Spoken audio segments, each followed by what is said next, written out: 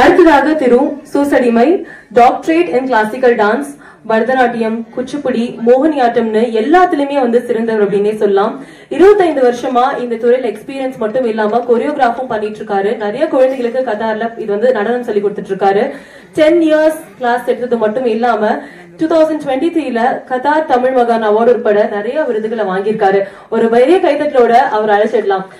எங்களுக்காக இந்த ஈவென்ட்காக இவ்வளவு தூரம் டிராவல் பண்ணி வந்ததுக்கு ரொம்ப ரொம்ப ரொம்ப நன்றி sir. Can we give a big round of applause to him? எல்லாரும் ஒரு பலத்த கைத்தட்டல் கொடுக்கலாமா அவருக்காக?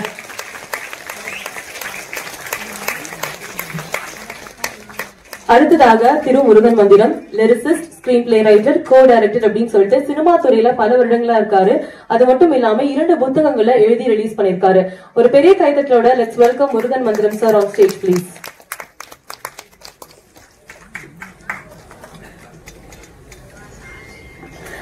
சலன பூஜைக்கு எப்பவுமே குரு எவ்வளவு முக்கியமோ அதே அளவுக்கு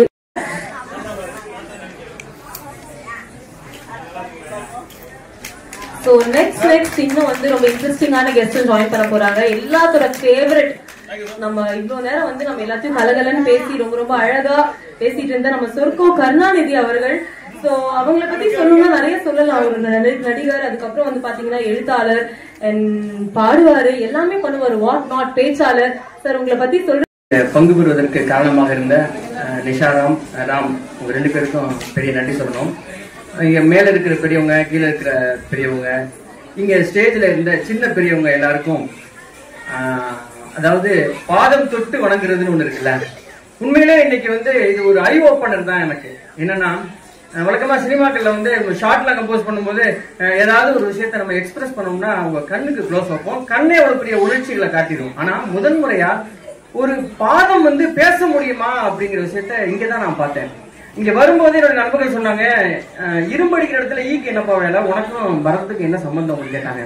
ஆனா உண்மையில அப்படிதான் வந்தேன், ஈ மாதிரி தான் வந்தேன். ஆனா இங்க வந்து கீழே உட்காரும் பொழுது அந்த சின்ன குழந்தைகளுடைய பாதம் வந்து அப்படியே என்கிட்ட பேசுற மாதிரி இருந்துச்சு. அதுக்குள்ள ஒரு ஆங்காரம், அதுக்குள்ள ஒரு அன்பு, ஒரு காதல், ஒரு பெரிய கோபம் அப்படின்னு எல்லா உணர்வுகளையும் ஒரு பாதம் வந்து எப்படி வெளிப்படுத்த முடியும் அப்படிங்கிறது உண்மையில என்னால அப்படியே ஜீரணிச்சுக்க முடியல. அவ்வளவு பெரிய அதிர்ச்சியா இருந்துச்சு.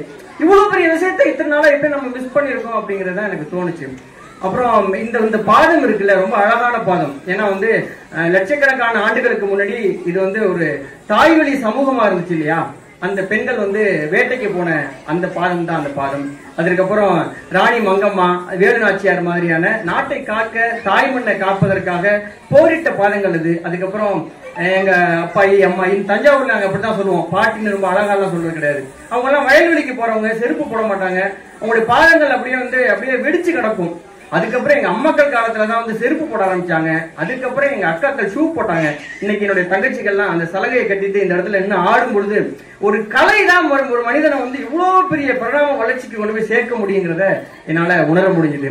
ஒரு ஆற்றுனாலதான் ஒரு மனிதனை ஒன்று சேர்க்க முடியும். ஒரு ஆற்று மட்டும்தான் ஒரு மனிதனை உன்னதமான இடத்துக்கு கொண்டு போய் சேர்க்க முடியும் அப்படிங்கறத நான் உணர்ந்த தருணம் இது. அப்புறம் இன்னொரு முக்கியமான ஒரு விஷயம் வந்து ஆல்பர்ட் ரோசன் சொல்லிட்டு ஒரு பேர்ட் இருக்குது. அதாவது அது கண்டம் விட்டு கண்டம் அப்படியே பறந்து வரும், பல்லாயிரக்கணக்கான கிலோமீட்டர் அப்படியே பறந்து வரும். எனக்கு ரொம்ப ஆச்சரியம். ஒரு சின்ன ஒரு 1/2 கிலோ தான் இருக்கும், அது எப்படி இவ்வளவு பெரிய கடல்லாம் தாண்டி வருது அப்படின்னா அதை உற்று பார்க்கும் போது ஒரு விஷயம் புலப்பட்டுச்சு. ஒரு சின்ன குச்சி எடுத்துக்கிட்டு அது வரும். அதுக்கு எப்பெல்லாம் ஆயிரக்கணக்கான கிலோமீட்டர் தாண்டி பறந்து வரும்போது ரொம்ப சோர்வா இருக்குதோ அப்ப அந்த கடல்ல தண்ணீர்ல போட்டுட்டு அந்த குச்சி மேல நின்னுக்குமா. அங்கேயே மீன் பிடிச்சிட்டு கொஞ்ச நேரம் ஓய்வு எடுத்து சாப்பிட்டுட்டு அதுக்கு அப்படியே பறந்து போகும். அதே மாதிரிதான் இந்த கலை இருக்குல்ல, இவ்வளவு பெரிய வளர்ச்சி அடைவதற்கு மனிதர்கள் அந்த அந்த கலைங்கிற சின்ன குச்சி எடுத்துக்கிட்டு யாரெல்லாம் பிரயாணம் பண்ணாங்களோ அவங்க எல்லாம் இன்னைக்கு உன்னத இடத்துக்கு இருக்கிறாங்க.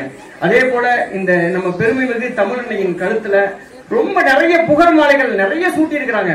அந்த மாதிரி அந்த புகழ் மாலைகளை என்னுடைய நண்பர் ES ராம் அவர்கள் ஒரு அற்புதமான ஒரு தமிழ் ஆந்தம் ஒண்ணு பண்ணிருக்கிறார். அது வந்து ஒரு வயிற்றில் இருக்கிற குழந்தை போல, அந்த குழந்தை இன்னும் பிரசவிக்கல, ஆனாலும் கூட அந்த அந்த பாடலை கேட்டவங்க எல்லாம் அப்படியே சிலிர்க்க சொல்றாங்க, இது உண்மையிலேயே தமிழுக்கு மிகப்பெரிய பெருமை தரக்கூடிய ஒரு பாடலா இருக்கும் அப்படின்னு. வெகு விரைவில் அந்த பாடல் வெளியாகும் போது அவர் எவ்வளவு நேசிக்கிறார் தமிழ் அப்படிங்கறத நம்ம எல்லாருமே உணர்ந்து கொள்ளலாம்.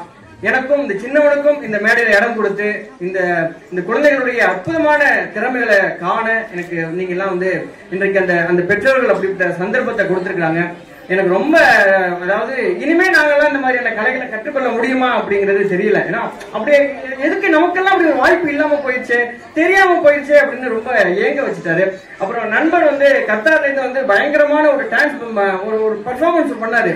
பாதங்களை பார்த்துக்கிட்டே இருந்த எனக்கு சின்ன டவுட் வந்துருச்சு, அவருடைய பாதத்துல ஏதாவது ஸ்ப்ரிங் ஏதாவது வச்சிருப்பாரோ அப்படின்னு. அப்படியே ஸ்டேஜ்ல அப்படியே ஜம்ப் பண்றாரு அவர். அப்படியே என்ன எனர்ஜி! உண்மையில ஒரு ஆர்ட் தாங்க ஒரு மனிதனை முழுமைப்படுத்த முடியும் அப்படிங்கிறத நான் உணர்ந்த தருணம்.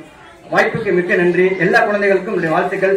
திரைத்துறையில உங்களுக்கு விருப்பம் இருக்குமானால் அதுக்கான கதவுகளை திறப்பதற்கு எங்களை போன்றவர்கள் நண்பர்கள்லாம் வந்திருக்கிறாங்க. அவங்க எல்லாம் வாய்ப்புகளை தருவோம், அமைத்துக் கொடுப்பதற்கான வாய்ப்புகள் உருவாக்கப்படும் அப்படிங்கறத சொல்லி நான் வந்து உண்மையில கலந்து கொண்டதற்கு மிக்க மகிழ்வோட நான் பெருமையோட அமர்கிறேன். நன்றி, வணக்கம்.